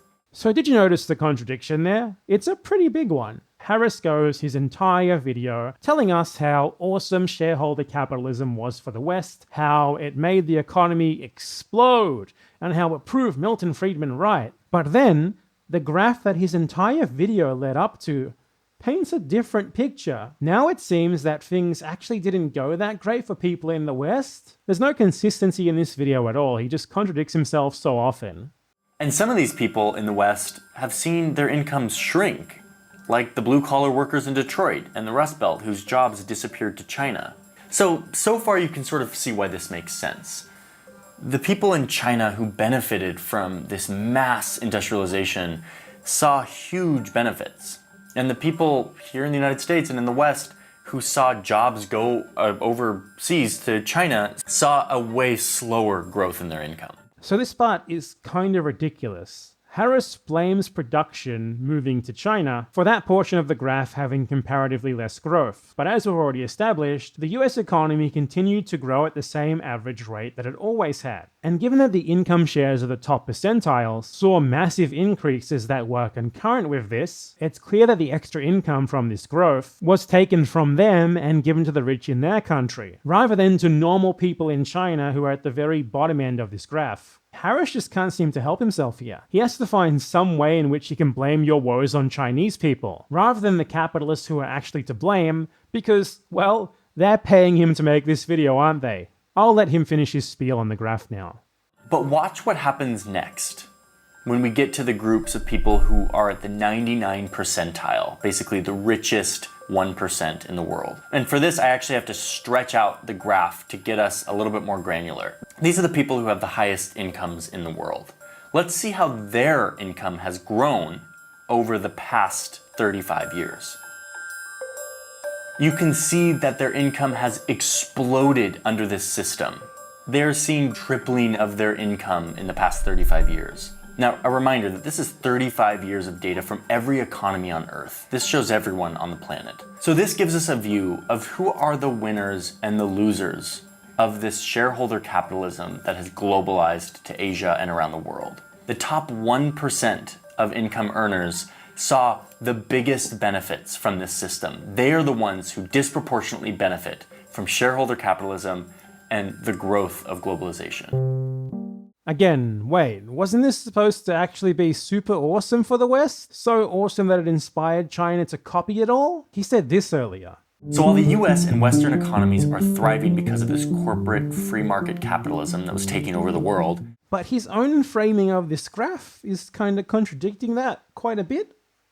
Ugh, whatever. Anyway, so you probably won't be too surprised to find that this graph is extremely cherry-picked. It compares income growth rate, not actual income. For an example of why this is not exactly very indicative of anything, let's say you make $1,000 a year and your income increases by, say, 125%, like it did in this part of the graph here. Then you're now making $2,250 a year, $1,250 more. But if someone, say from this part of the graph, which Harris claims represents the Western middle class, is making $50,000 a year, and this grows by only 45%, which seems much lower in comparison, then their income has increased to $72,500 a year, or $22,500 more, which in numeric terms is 18 times more than the increase in income of those in the lower percentile. So while their income might be growing at a slower rate, that's not really indicative of anything useful on its own. Those in the middle can still be getting a much larger share of raw global income than those at the bottom. The reason why propagandists like to use this so-called elephant graph, comparing income growth instead of numerical increases in income, is because the latter graph completely destroys the narrative that this elephant graph is used to push. That free market neoliberalism has actually been mostly beneficial, and has only been slightly negative for a relatively small group of people in the West. That's wrong, and it would be even if we assumed, for the sake of argument, that China, which makes up the vast majority of the growth in those lower income sections of the graph, has a free market economy.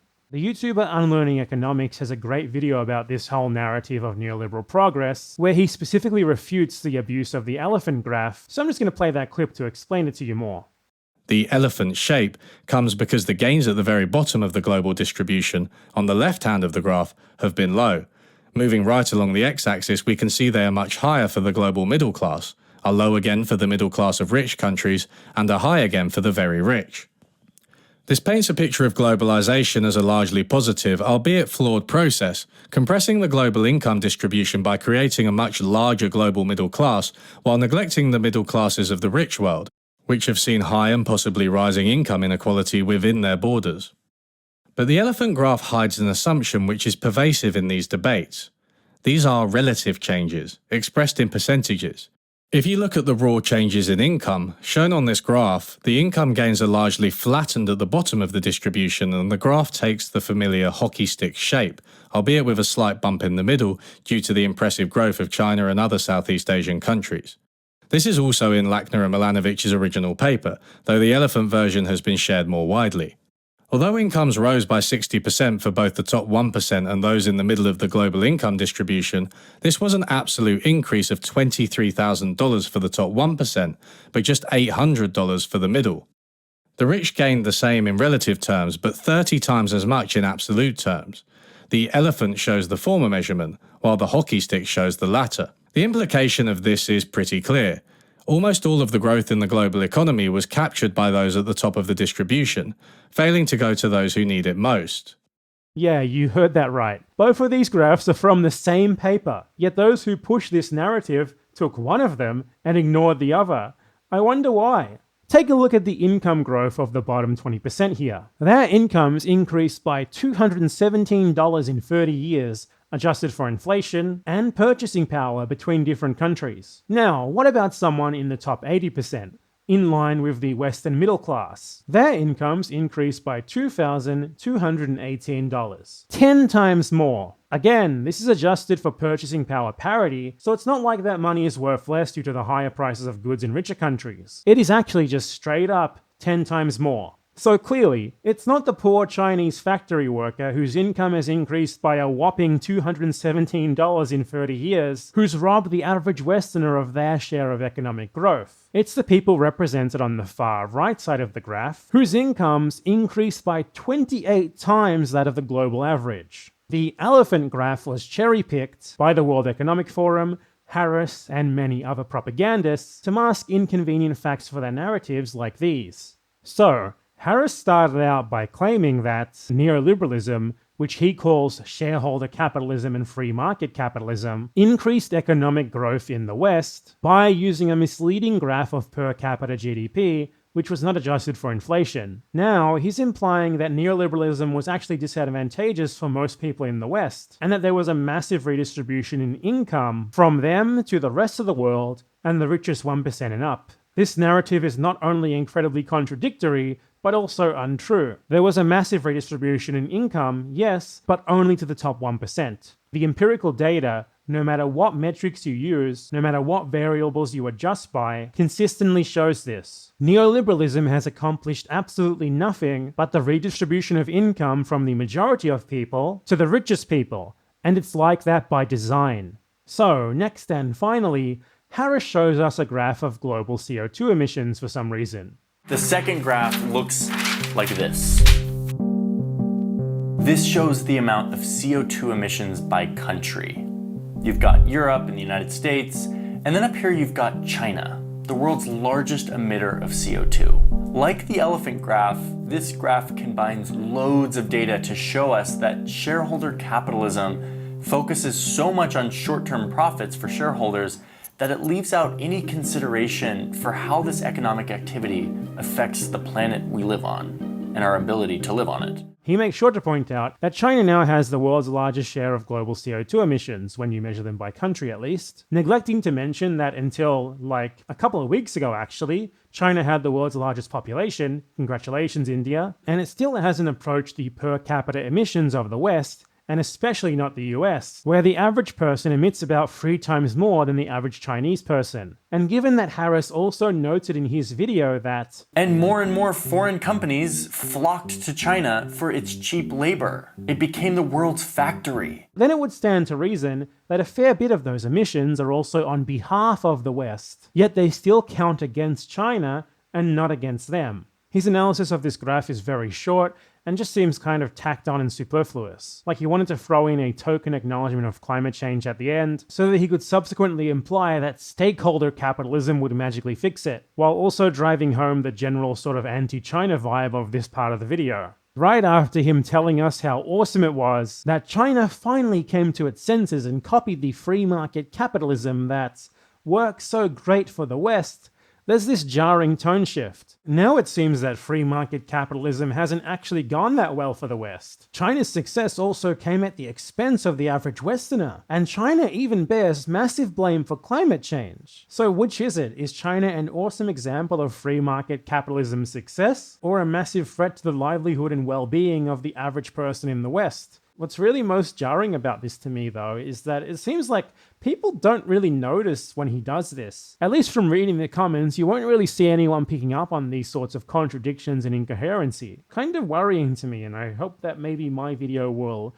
sort of encourage people to consume YouTube content, not just Johnny Harris videos, but all YouTube content with a bit more of a critical eye. Anyway, so it's especially nonsensical for Harris to bring up climate change in this video, because the only actual evidence that he presents throughout the entire video for the supposed success of free market capitalism was that one graph of raw GDP growth. For Harris, growth is just sort of good in of itself, and it improves what he calls prosperity, yet that is precisely the sort of thinking that led to runaway climate change. The reality is that, as the last 40 to 50 years have shown, there is not necessarily an automatic correlation between economic growth and improvements in living standards. Growth just means more national income, and if most or all of that extra income is being distributed straight to the people on top, the benefits for everyone else will be marginal or non-existent, while the costs, like the impending climate catastrophe, will be shouldered primarily by everyone outside of that privileged minority. And this is a big reason why capitalism just is never going to work that well for most people. While, particularly in state-directed forms, it does grow wealth better than the systems that came before it, it also creates a tiny minority of people with immense economic and thus political power, which they then use to ensure two things. One, that efforts at power and income redistribution are stunted as much as possible, so that as much of this growth as possible goes straight to themselves. And two, that this growth continues as unabated as possible in order to ensure themselves as much income as possible, even as this makes the planet increasingly less habitable for humans. The World Economic Forum is the most important representative body of exactly that class of people, and Johnny Harris was paid by them to make this video about how awesome economic growth has supposedly been throughout the last 40 to 50 years or so, with some very minor caveats, like runaway climate change and immense inequality, that they only acknowledge because they're now completely impossible to deny. But don't worry, they swear they'll fix them for us out of the goodness of their hearts if we just adopt their vision of a new form of capitalism, which is not only fundamentally the same as the old form of capitalism, but which would also just so happen to hand them, the ones who cause these problems in the first place, copious amounts of additional direct governmental power.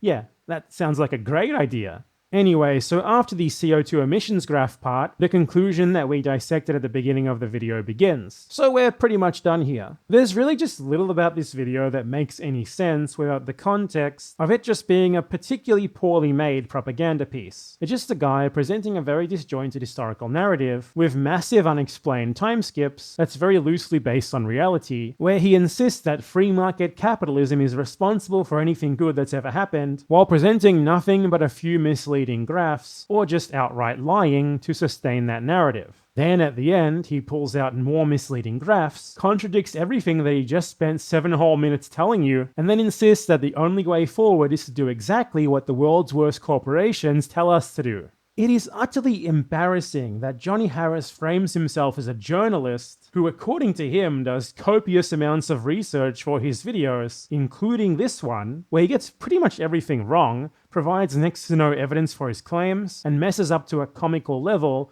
when he does actually try to provide a source. And this video is indicative of the quality of research across his entire channel. It's garbage. But unfortunately, it seems to work regardless, because he gets a whole lot of views, and as the length of this response video makes clear, it takes infinitely more effort to refute made-up bullshit than the effort that goes into making up the bullshit.